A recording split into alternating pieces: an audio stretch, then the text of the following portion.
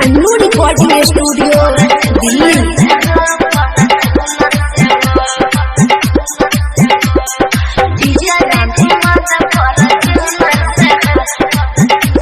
mix by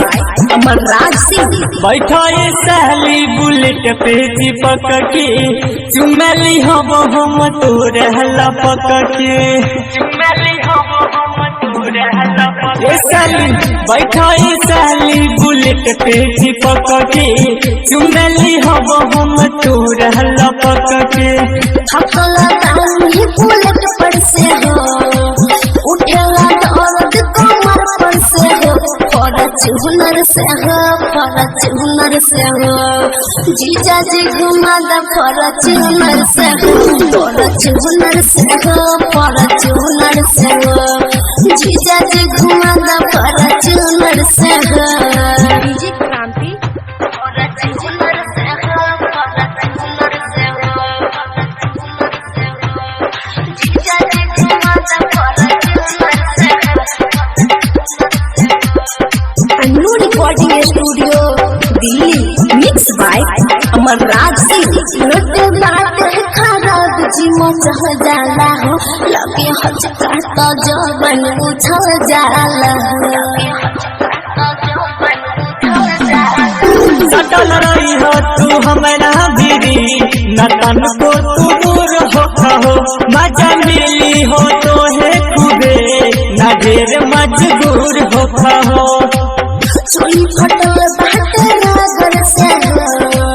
पबले रखी हमें पाकर के हो हुनर से हो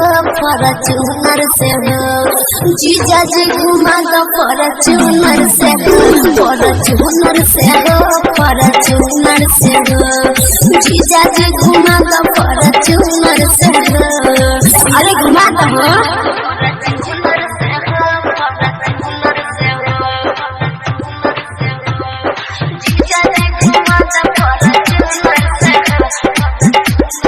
अन्नू रिकॉर्डिंग स्टूडियो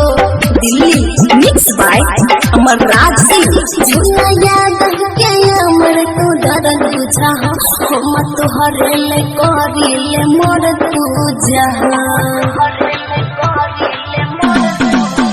जब साथ में बैठ जीजा